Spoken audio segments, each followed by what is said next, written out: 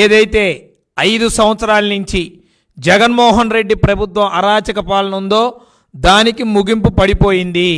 Already ప్రజలు వారి యొక్క అమూల్యమైన ఓటుని ముద్ర వేసి డబ్బాల్లో దాగి ఉన్నాయి. జాగ్రత్తగా ఎలక్షన్ కమిషన్ పరిధిలో వారి ఓటన్నిటిని కూడా భద్రపరచడం జరిగింది. ఎవరికి ఓటేశారు, ఏం ఓటేశారు అనేది కొద్దిగా ఓపిక పడితే అందరికీ తెలుస్తుంది. మరొక 3-4 రోజుల్లో జగన్మోహన్ రెడ్డి అనే వ్యక్తికి కూడా తెలుసు ఈరోజు జనం ఆయనకి ఎందుకు ఓటేయలేదు, జనం ఆయన్ని ఎందుకు చేదరించుకున్నారు, జనం ఎందుకు ఆయన్ని వద్దనుకున్నారు. చివరికి కుటుంబ సభ్యులతో సహా వైసీపీ నాయకులు కూడా మాకొద్దు ఈ జగన్ అని ఎందుకు అంటున్నారో యావత్ దేశానికి తెలుసు, యావత్ రాష్ట్ర ప్రజలకి తెలుసు.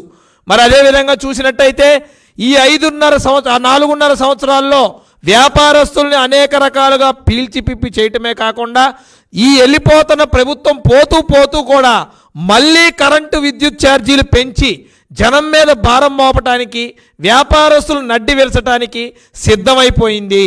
ఎందుకబ్బా ఇంత ఇబ్బంది వ్యాపారస్తులు కానీ కనుక మనం అగ్రజైతే ఈ వ్యాపారస్తులు అంటే జగన్మోహన్ రెడ్డికి ఒక్క నోషం కూడా పడదు.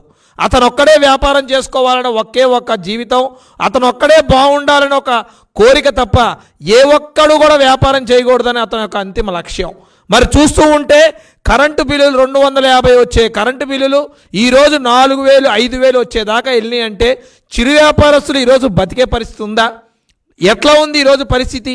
ఇష్టం వచ్చినట్టు కార్పొరేషన్స్ ద్వారా అప్పులు చేస్తూ ఇష్టం వచ్చినట్టు నిధులు తీసుకొచ్చి ఆ నిధుల్ని ఎటు కావాలంటే అటు మళ్ళించుకోవటం, ఎటు కావాలంటే ఏదో చేసుకోవటం, అడ్డదిడ్డంగా ప్రభుత్వాన్ని అడ్డదిడ్డంగా తనకు కావాల్సినట్టు వాడుకునే రోజులు దిగజారిపోయాడంటే ఈ 4.5 సంవత్సరాల్లో మనం ఈరోజు ఈ పరిపాలన చూస్తే సిగ్గుచేటేసింది. నిజంగా జగన్మోహన్ రెడ్డి కనుక తన పరిపాలనను అద్దంలో చూసుకుంటే తన మీద తానే సిగ్గుతో తలదించుకునేలాగా పరిపాలన చేశాడు ఈ జగన్మోహన్ రెడ్డి. అయిపోయింది, కాలం చెల్లింది. ఈరోజు ఎక్స్పైరీ డేట్ దగ్గర పడ్డది వారికి. మరొక 2-3 రోజుల్లో కొత్త ప్రభుత్వం రాబోతా ఉంది. తెలుగుదేశం పార్టీ ప్రభుత్వం, ఎన్డీఏ ప్రభుత్వం బలంగా జనం ఏదైతే కోరుకున్నారో ఆ ప్రభుత్వం ఏర్పడబోతా ఉంది. అందరం కూడా వ్యాపారాలు బాగుండే విధంగా అన్ని రకాల మంచి నిర్ణయాలు తీసుకుంటాం. ఖచ్చితంగా ఫ్రెండ్లీ బిజినెస్ పీపుల్గా ఈ రాష్ట్రాన్ని పెట్టి అందరికీ కూడా మంచి సదుపాయాలు ఏర్పాటు చేసి వ్యాపారాలకి సుముఖంగా రెడ్ కార్పెట్ వేసే విధంగా రాబోయే ఎన్డీఏ ప్రభుత్వంలో చర్యలు తీసుకుంటామని మీ అందరికి కూడా తెలియజేసుకుంటా ఉన్నాం. మరి ఈరోజు ఇందాక చూసినట్టయితే నిన్నటిదాకా మీడియా ముందుకు రావాలంటే గజలాడారు. అసలు మా విజయవాడలో ఒక అతనైతే దేవాదాయ శాఖ మంత్రిగా ఉన్నప్పుడు కూడా తిరగనన్ని గుళ్ళు ఈ 10 రోజుల్లో తిరిగాడు. ఆయన మంత్రిగా ఉన్నప్పుడు కూడా ఇన్ని గుళ్ళు తిరగల. కానీ ఈ 10 రోజుల్లో మటుకు పొద్దున ఒక గుడి, మధ్యాహ్నం ఒక గుడి, సాయంత్రం ఒక గుడి. ఎందుకనంటే భయం లబ్ డబ్ అని కొట్టుకుంటుంది ఒక్కొక్కళ్ళకి. వాళ్ళు చేసిన అరాచకాలు కళ్ళ ముందు రివైండ్ అవుతూ ఉన్నాయి. వాళ్ళు చేసిన తప్పులు గిరగిరా కంటి చుట్టూ కనబడతా ఉన్నాయి. ఏంటో వాళ్ళ భవిష్యత్తు తెలియని పరిస్థితి. ఏ విధంగా రూల్స్ బ్రేక్ చేశారో, ఏ విధంగా అధికారాన్ని అడ్డు పెట్టుకొని ప్రజల్ని ఇబ్బంది పెట్టారో, వ్యవస్థల్ని నాశనం చేశారో ప్రజలందరూ చూశారు. కాబట్టే ఈరోజు ఆ తీర్పు ఇవ్వటం జరిగింది. మరి ఈరోజు జోగి రాయిసే బూడిద జారినట్టు నిన్న తెల్లారుజామునే దిగాడు ఈ జగన్మోహన్ రెడ్డి. వీళ్ళందరూ వెళ్ళి క్యూ కట్టారు. జైల్లో నుంచి బయటకు వచ్చినప్పుడు ఎలా అయితే క్యూ కట్టారో ఇవాళ ఫ్లైట్ దిగినప్పుడు కూడా అలానే క్యూ కట్టారు. ఈయన అందరి మీద మొట్టికాయలు వేసాడు, గుద్దాడు, అన్నీ చేశాడు. ఏమయ్యా ఉందా మీకు అసలు? నేను ఇక్కడ లేకపోతే మీరు కనీసం ప్రెస్ మీట్ పెట్టే పని లేదా, అడిగేది లేదా అని చెప్పి వాళ్ళని మందలిచ్చాడు. దానికి అమ్మటే బయలుదేరిపోయి ఈ బూడిద రమేష్ బయలుదేరి ప్రెస్ మీట్కి వచ్చాడు. ఏంటయ్యా ఈయన మాట్లాడేదంటే చంద్రబాబు నాయుడు గారి పర్యటన వివరాలు బయట పెట్టాలంట, లోకేష్ గారు ఎక్కడున్నారో బయట పెట్టాలంట, వీరు ఎక్కడికి వెళ్ళాలో వాళ్ళకి రూట్ మ్యాప్ ఇవ్వాలంట. నువ్వెవడు అడగటానికి? మా నాయకుడు వ్యక్తిగత పర్యటనకి వెళ్ళాడు, మధ్యలో నువ్వు ఎవరు అడగటానికి? నీకేంటి సంబంధం? నువ్వు ఎవరు అసలు? నీకేమన్నా సంబంధం ఉందా? నువ్వెందుకు అడుగుతూ ఉన్నావు? Side track. జనాలందరూ కూడా తెలిసిపోయింది వీళ్ళకు ఓటేయలేదని. ఏదో ఒక విధంగా మీడియాలో హైలైట్ అవ్వాలని నిద్ర కూడా పోకుండా వీళ్ళ కల్లోకి వస్తున్నాడు చంద్రబాబు నాయుడు గారు. లోకేష్ గారు రెడ్ బుక్లో ఎక్కాల్సిన పేర్లన్నీ బ్రహ్మాండంగా ఎక్కిన. ఎవరైతే రూల్స్ బ్రేక్ చేశారో వాళ్ళందరి పేర్లు రెడ్ బుక్లో ఉన్నాయి. దీని నుంచి ఏం చేయాలో తెలియక మీడియాలో ఎట్టగొట్ట కనబడాలి కాబట్టి తీసుకొచ్చి చంద్రబాబు నాయుడు గారి పేరు చెప్తా ఉన్నారు. చంద్రబాబు నాయుడు గారు పర్యటన వివరాలు అడుగుతారు, ఫ్లైట్ వివరాలు అడుగుతారు. అసలు నువ్వెవరు? నీకెందుకు ఇవ్వాలి పర్యటన వివరాలు? మీ నాయకుడు జగన్మోహన్ రెడ్డి ఇవ్వాలి పర్యటన వివరాలు. నేనున్నా ఏదైనా రాష్ట్రం వెళ్ళాలంటే ఫ్లైట్ టికెట్ వెళ్ళి కొనుక్కొని ఫ్లైట్ టికెట్ ఎక్కి ఫ్లైట్ ఎక్కి వెళ్తా. లేదు వేరే దేశం ఏదైనా పోవాలంటే వీసాకి అప్లై చేస్తా, పాస్పోర్ట్ నా ఇంట్లో ఉంటుంది. మీ నాయకుడు పాస్పోర్ట్ ఎక్కడా? మీ నాయకుడు పాస్పోర్ట్ ఎక్కడా? ఎక్కడుంది? కోర్టులో ఉంటుంది. మీ నాయకుడు దేశం దాటాలంటే sir sir sir passport sir అడగాలి. మీ నాయకుడు చెప్పాలి సమాధానం. ఏ హోటల్లో ఉంటున్నావు, ఎక్కడికి వెళ్తున్నావు, ఎన్ని రోజులు ఉంటున్నావు చెప్పాల్సింది మీ నాయకుడు, మాకు కాదు కోర్టుకు చెప్పాలి. అంతేగాని నువ్వు ఈరోజు మా నాయకుడి గురించి మాట్లాడే నైతిక హక్కు మీకు ఎక్కడిది? దొంగ మాటలు దొంగ పనులు చేసే మీ నాయకుడి యొక్క నిజస్వరూపం జనమందరూ తెలుసుకున్నారు. మొన్నటికి మొన్న నా బిడ్డల్ని చూడాలి, నాకు హోమ్ సిక్ ఉంది అని కోర్టులో అబ్బి పెట్టుకున్నావు. మొన్న అధికారంలో ఉండగా సంవత్సరం కిందట ఏదో పర్యటన వెళ్ళావు. కానీ వెళ్ళాల్సిన రూట్లో వెళ్ళకుండా ఫ్లైట్ వేరే రూట్లో వెళ్ళి 2.5 గంటలు అక్కడికి మాయమయ్యి ఆ తర్వాత మళ్ళీ ఈ రూట్లోకి వచ్చావు. దీని వివరాలు కదా మీరు చెప్పాలి. ఎందుకు చెప్పాలంటే మీరు కోర్టులో పర్మిషన్ తీసుకొని వెళ్ళిన రూట్ ప్రకారం వెళ్ళలేదు. ఎక్కడికి వెళ్తానన్నారు, ఎక్కడికి వెళ్ళారు? సమాధానం చెప్పండి. దావూస్ పర్యటనకి వెళ్తామని కోర్టులో పర్మిషన్ అడిగారు. సరే, దావూస్ అంటే ప్రభుత్వానికి సంబంధించిన ఇన్ఫర్మేషన్ కదా, ప్రభుత్వం తరపున ఏదైనా మంచి జరిగితే రాష్ట్ర ప్రజలకు ఉపయోగం కదా అని చెప్పి దావూస్కి ఇచ్చారు. దావూస్కి వెళ్ళి అక్కడి నుంచి ఫ్లైట్ ఎక్కి మళ్ళీ వేరే చోటకి వెళ్ళాడు. నువ్వు రావడానికి లేదురా బాబు, నువ్వు రానికూడదు ఈ దేశంలోకి నిన్ను అని ఎయిర్పోర్ట్లోనే ఆపేశారు. గుర్తులేదా? దీనికి కదా మీరు వివరాలు చెప్పాలి. ఏ ఎయిర్పోర్ట్లో ఆపారో, ఎంతసేపు ఆ రోజు నైట్ అంతా ఎయిర్పోర్ట్ దగ్గర ఉన్న హోటల్లో ఉన్నావు, ఈ వివరాలన్నీ నీకు కావాలంటే మేము ఇస్తాం, నీ దగ్గర లేకపోతే చెప్పు. అంతేగాని నువ్వు మా నాయకుడిని అడిగేది నువ్వెవడే అడగటానికి? నువ్వు ఎవరు అడగటానికి? అసలు నీకే నైతిక హక్కు ఉంది మా నాయకుడి గురించి నువ్వు మాట్లాడటానికి? వైట్ రాయల్గా మా పాస్పోర్ట్తో మా డబ్బులతో మాకిష్టం వచ్చిన చోటకి మేము వెళ్తాం. మా నాయకుడు విదేశీ పర్యటనకి వెళ్తే ఇష్టం వచ్చినట్టు రోత రోత రాతలు, ఏదేదో అయిపోయింది, ఏదేదో జరిగిపోయిందని. ఎక్కడ పెట్టుకుంటావు తలకాయ్? ఒక పులిలాగా వచ్చాడు మా నాయకుడు. హైదరాబాద్లో ఆ జనం చూసావా? ఎయిర్పోర్ట్లో ఆ జనం చూసావా? రేపొద్దున విజయవాడ వచ్చినప్పుడు ఆ జనం చూస్తావా? ఎలా ఉన్నాడు మా నాయకుడు? అది నారా చంద్రబాబు నాయుడు గారు. అది నారా చంద్రబాబు నాయుడు గారు అంటే నువ్వు ఇష్టం వచ్చినట్టు రాతలు రాసి, ఇష్టం వచ్చినట్టు సోషల్ మీడియా ఉంది కదా అని చెప్పి ఇష్టం వచ్చినట్టు మాట్లాడితే చూస్తూ ఊరుకోం. తప్పుడు రాతలు రాస్తే చూస్తూ ఊరుకోం. నిన్నటికి నిన్న ఏమండి నా పిల్లలు ఉన్నారు లండన్లో, విదేశీ పర్యటనకి వెళ్తున్నా మళ్ళీ అని చెప్పి మళ్ళీ బయలుదేరాడు. ఏంద్రా బాబు అంటే ఆ పైన ఫ్లైట్ గిరగిరా గిరగిరా తిరిగి పక్కన ఎక్కడో ఆమ్స్టర్డ్ అనే దగ్గరికి వెళ్ళి మళ్ళీ ఆగింది ఫ్లైట్. అక్కడి నుంచి 2.5 గంటల తర్వాత మళ్ళీ ఈ ప్లేస్కి వచ్చింది. మాకు అర్థం కాల ఈ ఫ్లైట్ ఎందుకు అక్కడికి వెళ్ళింది. ఈ గిరగిరా తిరిగితే ల్యాండింగ్కి ఏమన్నా టైం లేదేమో అని అనుకున్నాం.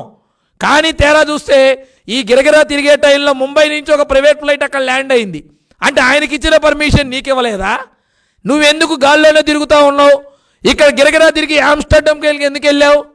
చెప్పు. నీ ఫ్లైట్ ఆగిన వివరాలు ఉన్నాయి కదా ఇక్కడ, దానికి సమాధానం చెప్పు. అంతేగాని నువ్వు చేసిన తప్పులు కప్పిపుచ్చుకోవడానికి మా మీదేదో బురద జల్లి మా మీదేదో పబ్బం గడుపుకోవాలని చూస్తే ఎట్లా? పద్ధతి కాదు. పద్ధతి మార్చుకోండి. మా పాస్పోర్ట్లు మా దగ్గర ఉన్నాయి, మా టికెట్లు మా దగ్గర ఉన్నాయి, మా మనుషులు మా దగ్గర ఉన్నారు. మా నాయకుడు కావాల్సిన చోటకి వైట్ రాయల్గా వెళ్తాడు. కానీ మీ నాయకుడు వెళ్ళాలంటే బాబ్బా పాస్పోర్ట్ పాస్పోర్ట్ పాస్పోర్ట్ అని అడగాలి. అడిగితే పోని పరిస్థితి లేదు నీకు. ఆ విషయం గుర్తుపెట్టుకొని ప్రదర్శించండి ఈరోజు ఎవరైనా సరే. దావూస్ వెళ్ళాలంటే అయ్యి బాబు చలుంది నేను వెళ్ళలేకపోతున్నా అని అన్నాడు. దేనికి? రాష్ట్ర అభివృద్ధి కోసం 2వ సంవత్సరం దావూస్లో జరుగుతున్న ఇన్వెస్ట్మెంట్ మీట్కి వెళ్ళవయా అంటే చలిగా ఉంది నేను వెళ్ళలేకపోతున్నా పరిస్థితి అని అన్నావు. మరి ఈరోజు విదేశాలకు వెళ్ళటానికి చలి లేదు, ఎండ లేదు, వాన లేదు, ఏం లేదా నీకు? అంటే నీకు ఇష్టమైతే ఎక్కడికైనా వెళ్తావు, రాష్ట్ర అభివృద్ధి కోసం అయితే ఎక్కడికి వెళ్ళావు. పక్కనే 18 కిలోమీటర్లో ఉన్న యూనివర్సిటీ దాకా వెళ్ళటానికి కూడా నీకు హెలికాప్టర్ కావాలి. ఈ విధంగా ప్రజల దమ్ముని నాశనం చేస్తూ ప్రజల సొమ్ముతో పబ్బం గడుపుకున్న వ్యక్తివి నువ్వు.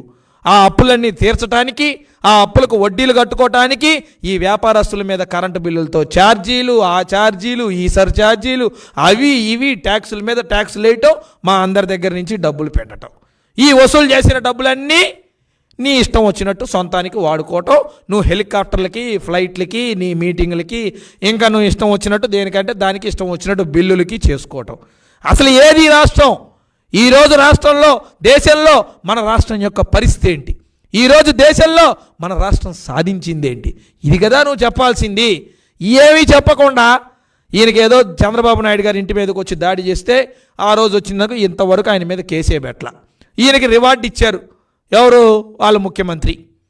నువ్వు చంద్రబాబు నాయుడు గారి ఇంటి మీద దాడికి వెళ్ళావు కాబట్టి నీకు మినిస్టర్, నువ్వు తిట్టావు కాబట్టి నీకు ఇంకొక మినిస్టర్. ఇదే ప్రభుత్వం, ఇదే ప్రభుత్వం నడపాల్సిన విధానం, ఇదే బొమ్మలాట, తోలు బొమ్మలాట నువ్వు ఆడింది. ఏం మాట్లాడుతున్నారయ్యా? చంద్రబాబు నాయుడు గారి విలువ ఏంటి? చంద్రబాబు నాయుడు గారు ఏ కోర్టుకు వెళ్ళి పర్మిషన్ పెట్టక్కర్లా. చంద్రబాబు నాయుడు గారు ఏ కోర్టుకు వెళ్ళి నా పాస్పోర్ట్ నాకు ఇవ్వండి అని అడగక్కర్లా. చంద్రబాబు నాయుడు గారి గురించి, లోకేష్ గారి గురించి మాట్లాడే ముందు మీ నాయకుడి యొక్క పరిస్థితి ఏంటి, వాళ్ళ పాస్పోర్ట్లు ఎక్కడ ఉన్నాయి అవి తెలుసుకోండి. చంద్రబాబు నాయుడు గారి మీద 36 కేసుల్లో ఎక్కడికైనా వెళ్ళాలన్నా పర్మిషన్ తీసుకొని వెళ్ళాల్సిన అవసరం లేదు. మీరు పెట్టిన 1 దొంగ కేసు, వాటి గురించి కూడా తొందరలో అన్నీ తేల్తాయి. కోర్టులు ఆల్రెడీ తేలినాయి, జనంలో కూడా విజ్ఞతగా ఉన్నారు, అన్నీ తెలుస్తాయి. ఒక్క 4 రోజులు ఓపిక పట్టండి, మీ అందరి లెక్కలు తేలుస్తాం. మీ అందరి ఇంటికి వెళ్ళే సూచనలు బ్రహ్మాండంగా ఉన్నాయి. నువ్వు ఆ పాత నియోజకవర్గంలో, ఏదైతే నీ నియోజకవర్గంలో గతంలో ఎమ్మెల్యేగా ఉన్నావో అక్కడ నువ్వు చేసిన ఘనకార్యాలు అన్నీ ఇన్ని కాదు, 1, 2 కాదు, కనీసం సత్రాల ఆస్తులు కూడా అమ్ముకున్న దౌర్భాగ్యుడి నువ్వు. అటువంటిది నువ్వు మాట్లాడటం ఏంటయా? నీ చరిత్ర ఏంటి తెలీదా? నీ విధానం ఏంటి తెలీదా? నీ మనుగడేంటో తెలీదా? నువ్వు మా నాయకుడి గురించి మాట్లాడతావా? సిగ్గు శరం ఉండాలి నీకు. వైసీపీ నాయకులారా, ఉచ్చులో పడమాకండి. జగన్మోహన్ రెడ్డి చేస్తున్న సైకో పనుల్లో, హిప్నోటైజంలో పడమాకండి. జాగ్రత్తలు తీసుకోండి. మీ నాయకుడు మిమ్మల్ని హిప్నోటైజ్ చేసి మీ చేత తప్పులు చేపిస్తూ ఉన్నాడు. దయచేసి సరిచూసుకోండి. అయిపోయింది, మీ ఎక్స్పైరీ డేట్ దగ్గర పడ్డది, గుర్తుపెట్టుకోండి. అంతేగాని మా నాయకుడి గురించి విమర్శలు చేస్తేనో, మా నాయకుడిని తిడితేనో ఏదో జరిగిద్ది, అదంతా అయిపోయింది, కాలం చెల్లింది. జనం ఓట్లేసేశారు, ఈవీఎంల్లో భద్రంగా ఉన్నాయి. 4వ తారీఖున బయటికి రాబోతూ ఉన్నాయి రిజల్ట్స్ అన్నీ కూడా. బ్రహ్మాండమైన రిజల్ట్ రాబోతూ ఉంది. ఎన్డీఏ కూటమి ప్రభుత్వం ఏర్పడబోతూ ఉంది. చంద్రబాబు నాయుడు గారు ముఖ్యమంత్రిగా ప్రమాణ స్వీకారం చేయబోతూ ఉన్నారు. దానన్నిటికి కూడా సిద్ధంగా ఉండండి. ఎవరైతే చట్టాలని అతిక్రమించారో, ఎవరైతే వ్యవస్థల్ని నాశనం చేశారో అందరికీ కూడా తగిన గుణపాఠం చెప్తాం. ఏదైతే వ్యాపారస్తుల మీద అనేక రకాల ట్యాక్సులు వేసి, అనేక రకాలుగా ఇబ్బందులు పెట్టి వ్యాపారాలు చేయనీయకుండా చేశారో అవన్నీ కూడా ఖచ్చితంగా రాబోయే రోజుల్లో సెటిరైట్ చేస్తారు మా నాయకుడని మరొకసారి తెలియజేసుకుంటూ, ఇంకొకసారి చంద్రబాబు నాయుడు గారి పర్యటన వివరాలు మీరు అడిగే ముందు, చంద్రబాబు నాయుడు గారి గురించి మీరు మాట్లాడే ముందు 1 ఏళ్ళు మీరు బాబు గారికి చూపిస్తే 4 ఏళ్ళు మీకే చూపిస్తాయన్న సంగతి మీరు గుర్తుపెట్టుకోండి. 1 ఏళ్ళు చంద్రబాబు నాయుడు గారికి వెళ్ళి మీరు చూపిస్తే మిగిలిన 4 ఏళ్ళు కూడా మీకే చూపిస్తాయన్న సంగతి మీరు గుర్తుపెట్టుకోండి. మీలాగా 36 కేసుల్లో మా నాయకుడు లేడు. మీలాగా పాస్పోర్ట్ కోర్టులో అడిగి పర్మిషన్ పెట్టి వెళ్లాల్సింది మా నాయకుడు కాదు. మీలాగా దొంగ దారిన ఒక దేశానికి వెళ్తామని చెప్పి ఇంకో దేశానికి వెళ్ళి పబ్బం గడిపి మీ వ్యవహారాలు నడుపుకో రావాల్సినంత అవసరం కూడా మా నాయకుడికి లేదు. నికారస్తైన మా నాయకుడు ఎప్పుడు ఎక్కడికి వెళ్ళినా ఏది కావాలన్న ఇన్ఫర్మేషన్ బయట పెట్టే దమ్ము ధైర్యం ఉంది మాకు. మీ నాయకుడు మిస్ అయిన ఏరోప్లేన్ గురించి మీరు చెప్పాలనుకుంటే ముందు దాని సంగతి చెప్పి తర్వాత మీరు మాట్లాడాలని మరొకసారి తెలియజేస్తున్నా. మిస్టర్ జోగి రమేష్, నువ్వు చేసిన పాపాలు ఎన్నో తెలుసు. నీ చిట్టా పుస్తకం అంతా రెడీగా ఉంది. నిన్నేదో వదిలిపెడతారు, ఏదో చేస్తారు, నాకు ఒక కార్డు ఉంది, నన్ను వదిలేస్తారని అనుకుంటున్నావేమో. ఏం వదలం. కరకట్ట మీద నువ్వు వేసిన వేషాలన్నీ తెలుసు. అన్నిటికీ సమాధానం చెప్పే రోజులు దగ్గరలోనే ఉన్నాయన్న సంగతి గుర్తుపెట్టుకోమని చెప్తూ ఈ అవకాశం ఇచ్చిన మీడియా మిత్రులందరికీ కూడా ధన్యవాదాలు తెలియజేసుకుంటూ సెలవు తీసుకుంటున్నాను. Thank you.